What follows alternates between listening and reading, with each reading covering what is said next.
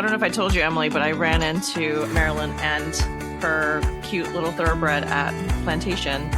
Oh, no A few way. weeks ago. I parked my truck kind of in the middle because I had friends that were everywhere, so I just wanted to be in a center location. And I got out of my car and I was like, I recognize that cute little thoroughbred. And then I just walked up and made it awkward, so it's fine. No, it was awesome to see. I love seeing so many people out and like meeting new people. And I don't know, I love seeing you. So Yeah. And I rarely forget a horse's face too. I might forget somebody's name, but I'll always recognize their horse. Okay. All right. We'll get the episode started. Hi, and welcome back to OTTB on Tap. I'm Neve. And I'm Emily. Hey, Neve, what's on tap this week? This week, we've got a two-parter for you guys. OTTB on Tap made a trek to the Lucinda Green clinic held at Loch Moy Farm about a month ago. Our intention was to audit, learn, and get to know some of the riders with their OTTBs. Of all the participants, almost half of them were riding OTTBs, so we're catching up with a few of the riders to hear about their experiences over the two-day clinic. First up, we've got Merrilyn Ratliff. Tell us a little bit about yourself and your riding history, please. Hey guys, thanks for having me. So I started riding when I was about 4. My mom was a horse person and my grandparents had a farm, so she kind of popped me on this Shetland pony that probably hadn't been touched in about 15 years. And from that day on, when he bucked me off and Eventer was born, I didn't know it yet. I mean, I did pony club, but I wasn't really dedicated, and I just kind of plopped around. But I took a long break, and then when I was 30, I decided to go back to something that brought me joy when I was young, because I was kind of in a high-stress job, and started taking lessons, bought myself a pair of boots, and within a week of taking lessons, I couldn't walk, but I decided I wanted to lease a horse, and then within a year, I bought a horse, a thoroughbred actually, named Pollywog. That's a really cute name. She was the best. She was this gigantic 4-year-old bay. I wanted a 15-hand paint gelding, and I ended up with this 16-3 bay filly. But unfortunately, she colicked 10 days after I bought her. Oh, no. Oh, no. I know. It's been 10 years now, but that brought me to my next horse, and also a thoroughbred, who I had for 5 years. And he had some conformational issues, but we were doing intro-level eventing, maybe a little bit of beginner novice. Then he started having some trouble. And so I thought he was going to maybe rehab. And so while he was doing that, I had a friend with this tiny bay thoroughbred gelding that was for sale.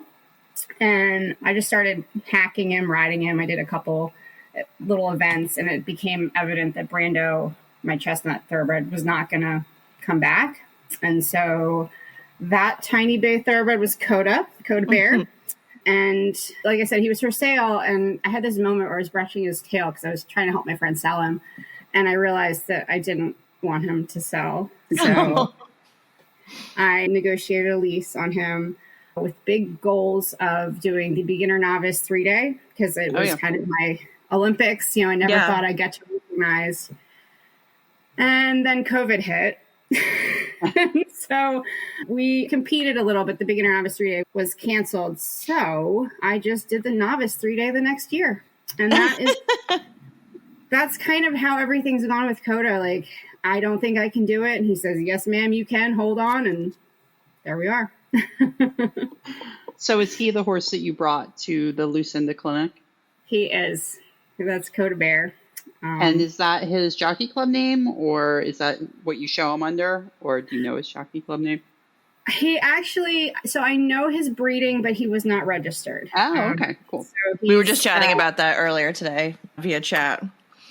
Yeah, so I tracked down his breeder. He's by Predicta, who's a son of Gone West, who the more I learn about, the more I think is like just incredible blood. And every horse that I've, well, anecdotally, horses that I've heard of that have Gone West in their pedigree have been really athletic. Yeah, we love a Gone West. Yeah, so and Koda definitely fits that bill. And then Hylia Cindy was his dam, and she's related to Buck Passer. So he's got some neat old blood. Yeah, yeah.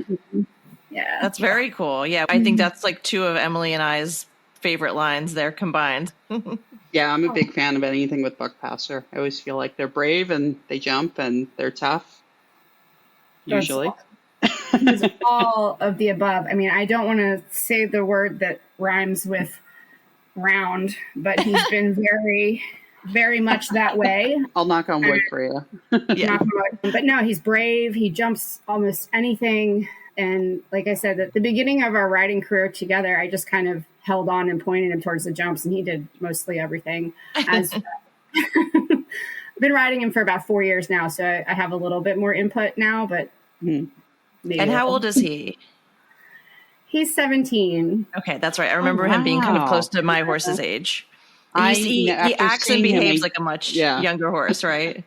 He does. He's kind of low mileage because I think he didn't do a whole lot for the first few years of his life. And then, I mean, he was ridden and he was loved. Yeah. But my friend who had him for sale, who I ended up purchasing from, she took him, I guess, up to one unrecognized training. And that's when I kind of took over the ride. So, yeah. Awesome. Very cool. Well, so tell us, have you ever ridden with Lucinda before? And what were you hoping to get out of the experience from riding with her? Had you heard any rumors? So I have ridden with Lucinda before. This was actually my 4th clinic with her. Wow. Okay. She's pretty addicting, I think.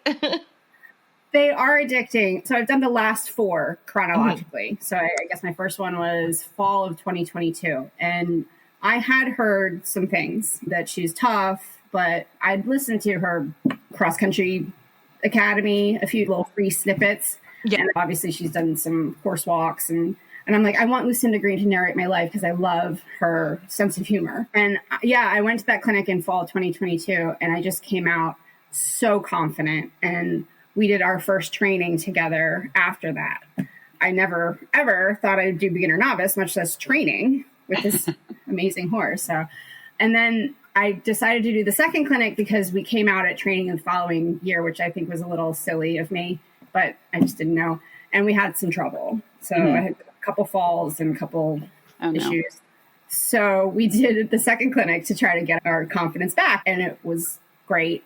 And then the third one kind of same.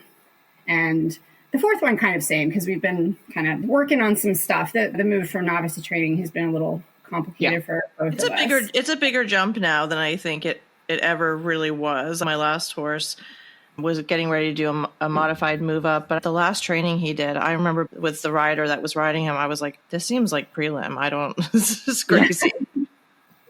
Yeah, I feel like it's gotten a lot more serious and a lot more like technical and tricky than it used to be in the old days, for sure. So let's break down day 1 of the clinic. What level were you entered this year?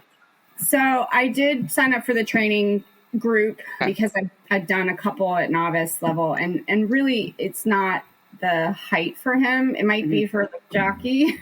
Sometimes she gets a little backed off, but we need better communication and he's very fast, speedy, evades with speed. And I thought that was the best fit for the skills that we had to work on. Yeah. And Emily was not there the first day because she was actually sadly working from the hotel room while I was at the clinic all day. But when I rode with her, I was curious to see how she would warm you guys up because she had a lot of similar exercises set up. But she did a completely different warm up with you guys where she was having you compress and extend the canter and then eventually turning that into walk, canter, walk transitions, which is so interesting to see how all of the horses responded to that. And then had you practice galloping in your, as she calls it, ready for trouble position, which is like if your horse spooks or scoots or shies at something, you're in a solid enough position that you're not going to find yourself on the ground. So how did your horse handle that kind of warm-up exercise? And is that something that you do at home or anything like that? So we failed the canter halts pretty miserably at first. He was probably like, what? No. He was like, why are we halting in this big fun field? That's not what we do. So she had some really great feedback for me on my body position. And she was specifically, she said, I can tell you've been told to have soft hands. And I have been because I'm trying to protect his mouth while still communicate with a semi-deaf a 17-year-old fast thoroughbred. But so she said you need to be soft, but also firm when necessary. So she gave me really good feedback about that. And she echoed another clinic that I'd taken on galloping, where you kind of use your shoulders position. You could open your shoulders almost like a sail, and the horse can feel the body position. You almost can stop without reins if you have the training there. I did have to use my reins, but lots of, keeping your feet forward, don't fall forward, don't bump the saddle with your crotch kind of, which I was tending to do because I was being pulled out of the saddle a little bit. So that was really helpful. I really do like the compressing and extending part of the exercise, and I do use that at home a lot while I'm doing trot sets, canter sets, fitness work. It's just a really good way to test where he is and kind of say, hey, I'm still up here. I can't remember if she did this in this particular clinic or not, but in another clinic with her, I know she had us almost pretend that a jump was coming up. So we would flatten out, let the horse go forward, and then pick a spot where there's this imaginary jump and pretend that you're collecting, compressing, preparing for the jump, and then canter away again. And it's a super exercise. I think most riders can really benefit from those visualization techniques of, you don't have to even have a jump in front of you to practice that kind of stuff, right? And sometimes just taking the jump out of the equation allows you to actually really follow through with your movement and not get hung up on the jump. So it's definitely a good exercise. So the exercises that she had set up for you guys, like I said, were a little bit different than what I did when I rode with her, but a lot of just low technical accuracy footwork exercises. And I think one of the things I really like about her is that she doesn't care if it's pretty. She just cares if you try. And you make it as accurate as possible. And if you weren't accurate, the wheels came off in those activities. Absolutely. Can you talk a little bit about how you and Koda tackled some of those? Oh, man. So Lucinda sets these bounces of 3 or 4 fences in a row. And so you go through it as normal bounce. You just go through it straight.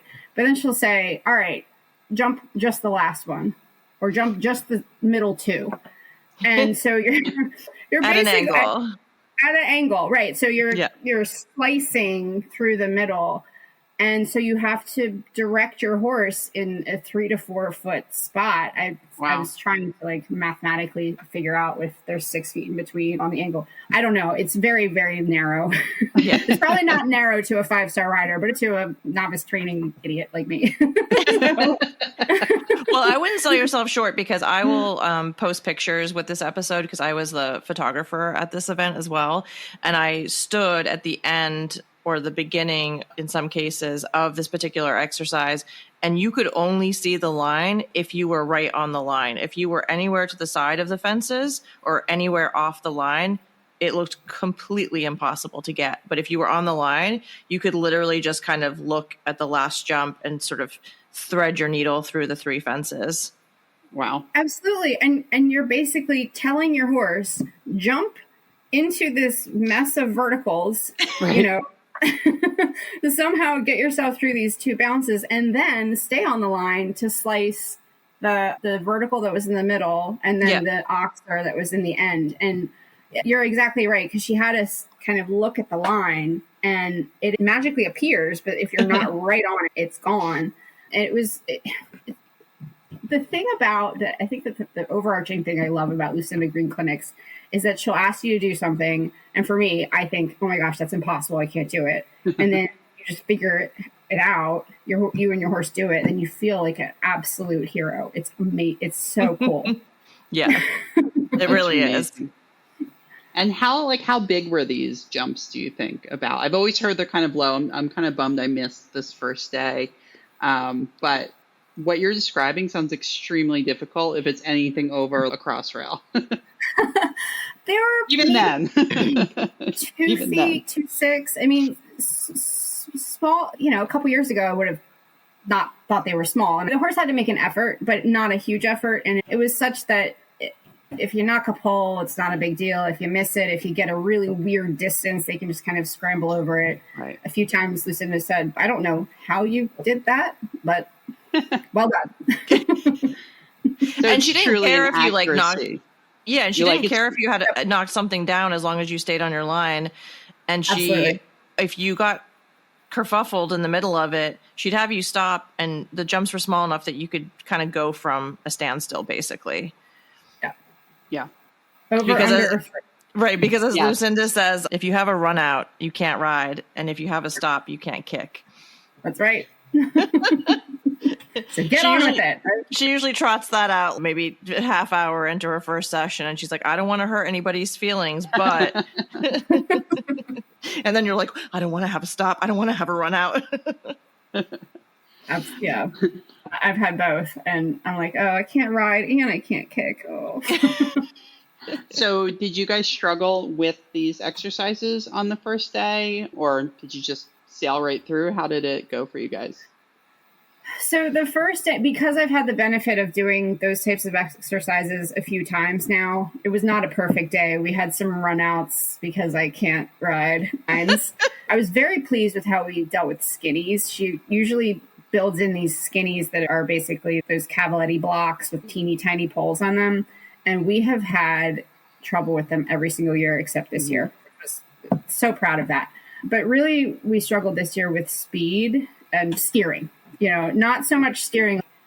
I mean, he's not a green horse. He knows how to steer, but because the exercises demanded such precision, with the skinnies, I knew how to half halt and sit back and direct him because I've learned that and repeating it 3 times.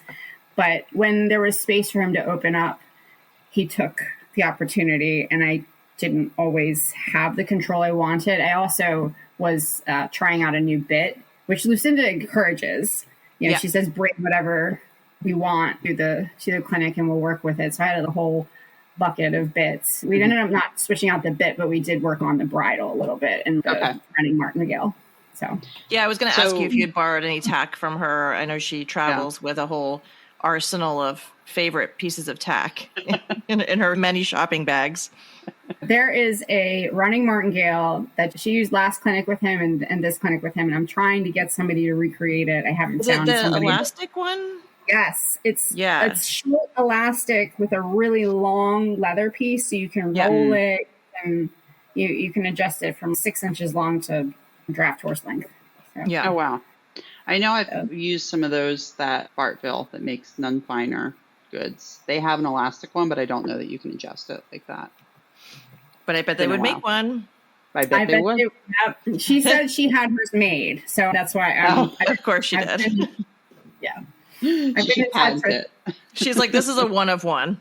You can't have it. Exactly. I was like, can I please buy it for you? No.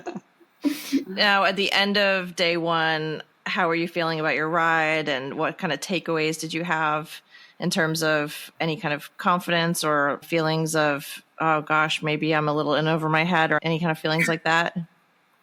So I was thinking about this. The first day, I felt so proud of him with the skinnies because we had struggled with that so much. I felt really in tune with him because as he got more tired, we just became more of a team and got more positive feedback. But I was feeling a little trepidation about the next day because the first day is stadium fences. They're pretty low. I personally just like stadium, you can knock them down. It doesn't really matter. But then I start thinking about cross country and I think, am I ready for this? Is this going to be okay? Am I going to fall off? So I was feeling very positive, but I was also feeling a little nervous about the next day. Yeah. So how were you feeling going into the next day at the clinic? It was cross country day, the best day. Oh, it was the best. I was so excited, and I was really excited to try the exercises to see what she had in store. She'd said that the first day that she was excited because she'd set some really exciting training fences for her group. And inside, I'm like, yay, no. Oh, no. Am I excited? Yes, I am excited. I don't know. And then I saw, Neve knows which one I'm talking about, but I saw one of them set, and it kind of lived in my brain. I think I know which one you were talking about. I remember that. Yeah, Emily was sitting on the hill while I was taking photos. Oh, okay. So you both, yep. So you know exactly which one it is. It was that log The hanging thing. log, yeah. Yes. Yes. That was probably the most intense looking thing that was out there. I've been watching the earlier groups to see maybe what they were jumping and kind of ease your nerves, or the opposite. Funny you ask. I did walk down the hill to see if the earlier groups were jumping that log, and they weren't. And I said, were not. well, maybe we won't either. Right. Yeah. But she's like, it's not out there for fun. Right. Exactly. So were there any specific goals other than maybe avoiding that jump that you had for cross country day, or specific problems or things that you really wanted to work on with Lucinda and your horse? So the white barrels are a classic. They're also a classic foil for me and Koda Bear.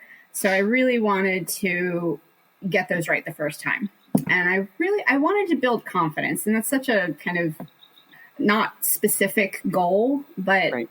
I wanted to push myself, but feel confident about all of the choices I was making.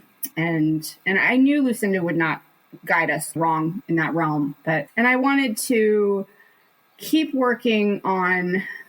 So like I said, I was trying a different bit, and it's a plastic bit, so I could really push him into it instead of kind of the lawnmower half halts.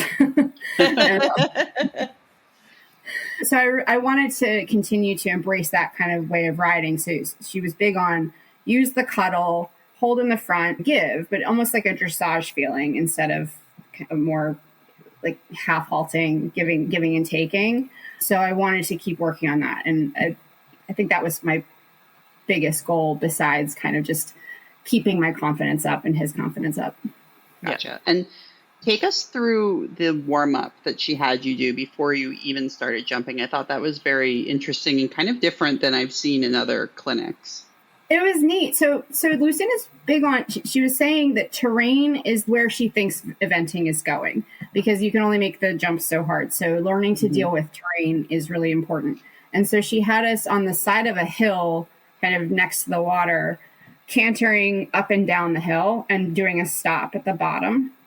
So going down the hill encourages the horse to sit back and balance. And you, of course, your job is to encourage that as well. And then taking off and coming up the hill and using the terrain to kind of work with the horse's balance and get used to those undulations. So I thought that was really interesting. And the lessons from the previous day kind of came back to help inform that, because, I mean, Koda was more sensitive to my half halts and my halts because I had gotten better at asking for them. And his first rodeo, he knows when he's going up and down, he has to balance his feet. So it kind of just harnessing that gave us the opportunity to like build good muscle memory. So your group started with like one of the most classic Lucinda exercises, which I did not get to do when I rode with her, which I was a little sad about. However, she did make us do things that I thought I would never do in a million years. But it's an exercise that she sets up with 2 barrels and 2 poles at the edge of a water feature. So she'll have riders kind of go in, get their feet wet, walk and trot through the water.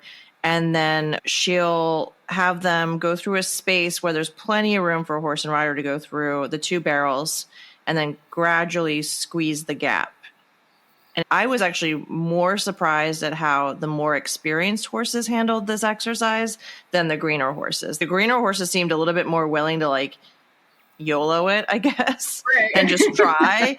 And some of the more experienced horses were like, absolutely not, I'm out.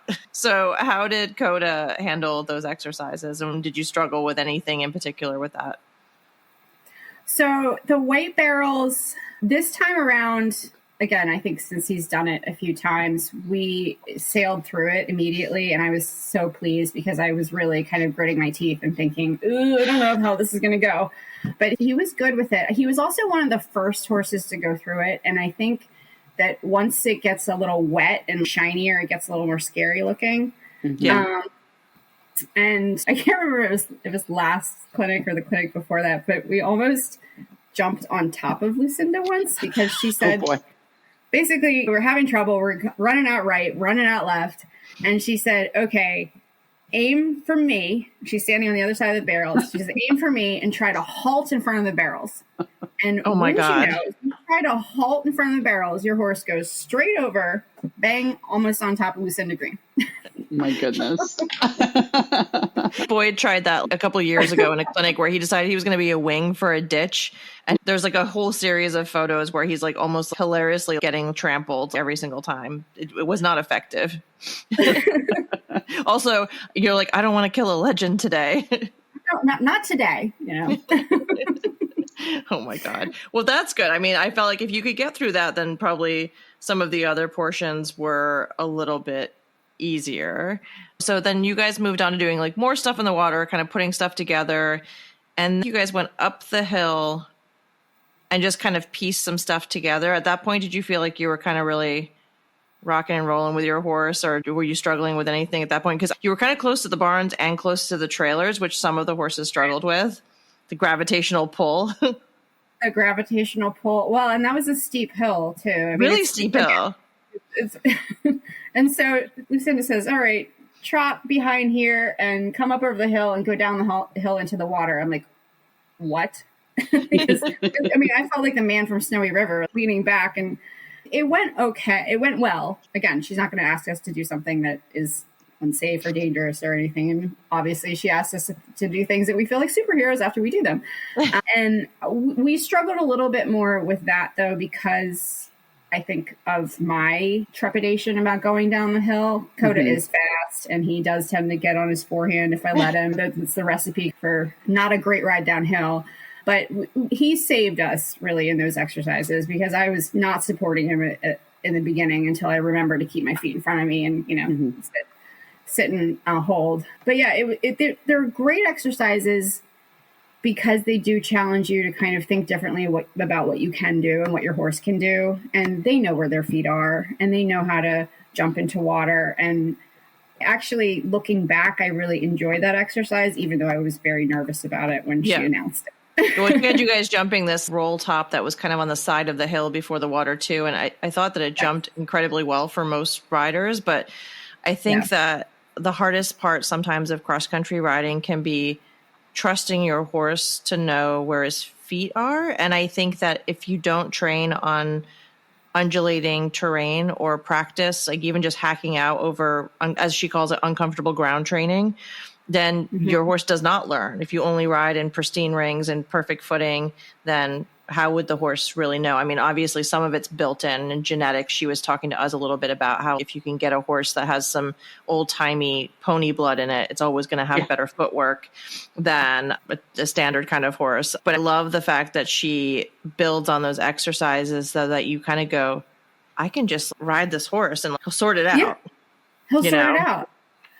And I don't know if you remember, I had a little bit of a hairy moment on the up bank. And so we had to go down the hill over, I think it was a vertical into the water, and then straight over to that up bank out of the water. And he just missed with his left front. And I don't think there was anything he did wrong or anything I did wrong. He just missed. And he all of a sudden had to like shuffle and make it up on top of the bank. It was pretty scary.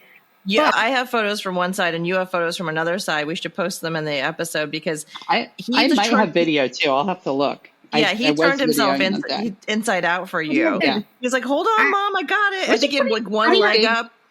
Pretty big bank coming out of the water too. Yeah, and I mean, I was so grateful for him at that moment. I was so grateful that I've done things with him like rough ground training or prior clinics with Lucinda or just hacking a lot, because that is what allowed him to have the speed of thought and forearm strength to save us. That he didn't get scared. He didn't back off from it. Did you come back around and do it another time after that? No, there had been some trouble with that bank earlier, I guess. And so I think one of the horses had there was like a big telephone pole at the base of it that was actually out of the water. And I think some horses misread it and they actually put their foot on the telephone pole and kind of climbed up the bank. Right. Well, I don't know if you want to know this or not, but my friend who rides there all the time told me that that's on the modified course. Oh, wow. She was like, She was like, oh, they're jumping that? That's on the modified course. I was like, yeah, I mean, it looks like a modified jump. Yeah, I mean, I would believe it. Oh, that's cool. Yeah, so he kept on going, and I was like, okay. That's really cool. Well, let's talk about the hanging log jump. I have photos of this jump and video of you at the Photo. What was it about that jump in particular that really got inside your head? Because I have a tendency to do this where I'm like, God, please don't ask me to do that. Please don't ask me to do that. Yeah, there's always one bogey jump, I feel like, for me, maybe not for everybody, but that one was it. And I think it's because it looks sort of like the top of a tricaner, and it very may well be the top of a tricaner. That's exactly what it looked like. Yeah, and I don't like tricaners. My horse probably doesn't care, or clearly doesn't care. But it looked large, it looked wide. It wasn't that large or wide. I mean, it was sizable, but it wasn't anything inappropriate, right? But it just somehow weaseled its way inside my brain. And I feel like if it had been out in a field, you wouldn't even taken a second look at it. You would have been like, that's just a nice hanging log. But it was set like right on the water's edge on a slight uphill. And you were kind of going from, your horse would leave from the edge of the water and land either a little bit still in the dirt or basically on grass. So I think that just gets in your head when you see all of those different textural elements as well. Lucinda too even said, oh, that looks pretty big. And then she walked up to her and she was, oh, no, it's not that big at all. You guys can easily do this. So maybe it's one of those that once you're there and you measure it, it's not that big, but it definitely had the impression of being a larger jump. Yeah. And so I'm cantering towards it right after the bank kind of thing. And in my head, I'm like, he's cantering. He still has all of his legs. We're good. But it was still sitting there in my brain. And I just collapsed instead of actually riding toward it. So we had some trouble. We shot out kind of to the left. And Lucinda, I completely deserve this. She said, why did you do that to your nice horse? He doesn't deserve this. And I'm like, he doesn't deserve this. Like, she's like, why did you do that? I said, I don't know. And we presented again, and I still wasn't quite there with my shoulders, and he didn't get it. So we trotted it, and we got over, and then proceeded to the next jump, which was a log stack kind of blocky thing. Yeah. And she came up to me and she said, Merrilyn, if you can ride that way every time, you won't have any trouble. Yeah. But you have to not listen to the voice on your shoulder that says you can't do this. You have to listen to the voice on your shoulder that says you bloody well can do this. So get on with it. Yeah. Well, and I think it's hard, especially if you felt like you just had a little bit of like a hairy moment at the bank and you lose your confidence, you get a little distracted, your mind gets off the task. I think if that had all gone smooth sailing, maybe you would have just given it a little more gusto. But I think the good horses will tell on you if you're unsure about something. I don't think he was being like disingenuous or anything. I think he was like, she doesn't want to jump this jump. And I think afterwards, wasn't Lucinda like, oh, like if there's something you don't want to jump, like you can just tell me. And you were like, I didn't want to jump that jump. And she's like, I know. Exactly. Yeah. But you did it. So. And he knew too. And you're absolutely right. He's an honest kind of guy. He's always going to keep me safe. And one of the benefits of no longer being the passenger that's just pointing him to jumps and having some more input and some more conversation with him is that he actually listens to what I'm feeling. And if he doesn't feel that I'm confident, then he says, well, maybe I should listen to you, Mom. So I did not blame him for that at all. It was a welcome kick in the pants from Lucinda and from my horse to really sit up and ride. Yeah, I think you mentioned Lucinda at the end. We asked us, we were doing like the run and jump where we string some fences together. Mm-hmm. And she said, you can jump or not jump, any jump you want. And Merrilyn, if you don't want to do the log. And I said, oh, I didn't want to do the log, but now I do. I said, well, you can trot it. You can trot it if you want. And I'm like, I know I can, in my head, I know I can trot it. But if I'm doing this, I'm doing it right. And then we cantered into it, and we did it, and it was awesome. Yeah. Oh, it's awesome. One thing that I wanted to bring up when I was watching, Lucinda was referring to your horse as a mare, I think, quite a bit, and saying how you have to reason with them. You can't tell them what to do, and that you have a good relationship with your horse. And I'm assuming that's because maybe he's a little bit on the petite side, But just hearing you talk about your relationship with him, it does kind of sound like the way that a lot of people really like how a mare kind of listens to them and knows if they really want to do something or not. And maybe, I don't know, not sure what my point is, but he's got some of those qualities, which is not a bad thing. He's looking out for you. And that's really cool. It's like a little bit more intuition, a little bit more of a connection, I think. Yeah. My horse, I sometimes actually do compare him to a mare, but the first thing that happens when I stop believing in myself is my leg softens. That's and I don't notice it softening, but I know it's happening. You can watch it unfold in a video. And I think that's the thing. It's like you stop believing in yourself for a second, everything goes soft. And your horse is like, where'd you go? Where'd you go? Yeah. But why are you leaving me here alone? Wait, 2 strides away, you were right here. You were gunning at it. Exactly. For me, my shoulders kind of go forward or soften or curl. And then that's it. Then it's over. And if I can keep him back, then he feels confident. But no, you're absolutely right. He's the most mare-like gelding in some ways that I've ever met. I feel kind of honored because I feel like he kind of picked me. Yeah. Because he was for sale for quite a long time. And many people loved him, but everybody thought he was too small or too wild. And he's the peanut butter to my jelly, man. Yeah, he was waiting for you. That's really cool. Did you guys have any trouble with anything else on the backside of the course? I know you said she kind of piece things together so you could guys do a little bit of running and jumping. So thankfully, no trouble. So she had us look at a line of a right-handed corner to a left-handed corner. You can jump them singly, you can jump them together, whatever. And of course, I'm looking at this, I'm like, there's no way I'm going to have the control to jump it on a line. So I'm planning to probably just do the one. Well, we come around the corner and it just kind of appeared and lined up, and I went for it. And because I had the control and that we built over those last 2 days, I mean, we killed it. It was so fun. You jumped the big corner, right? Yeah. It just looked enormous. It looked like a 5-star corner. It was huge. And everybody that jumped it, I think, was kind of like, gulp, okay. Gulp, okay, yep. Well, exactly, because I think the first one was the smaller one, and then kind of if the first one went well and you were on the line and you were committed enough, you only had like, I don't know, 3 or 4 strides to decide. But no, it was awesome. That was so fun. I felt like such a not the rider I thought I was, in a good way. Oh, that's so cool. Yeah. Lucinda seems to be a big fan of thoroughbreds. Yes. Did she say anything to you or anything memorable about thoroughbreds in general that you remember? So she kept calling him a racehorse and a mare, but just the amount of heart that the thoroughbred has, and that they will try, and they always show up for work. And if you have them with you, they will fight for you. And I love that. I think we're on the same page about that because I love a thoroughbred.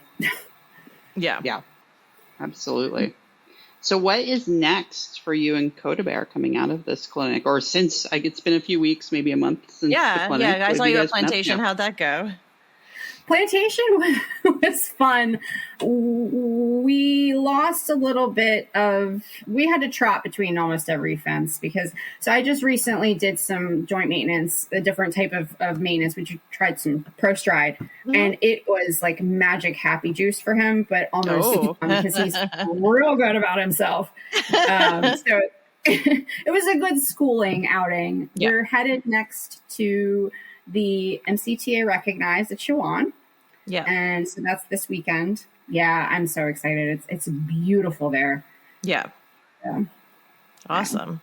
Lots of opportunities to gallop, so hopefully it'll be more to his liking. Hopefully he won't see the turf track and be like, can we just go over there real quick? Right, come on. I remember my horse competed at Shawon not that long ago, my old horse, and it was the first time his rider had taken him around to training together, and it was a good course. It was a serious course. There's a little bit of everything. It's pretty full on, but it's also like nice and gallopy, like you said. Yeah, nice and gallopy. They use the terrain. There's always a corner and a ditch, and I think they usually use the up bank. And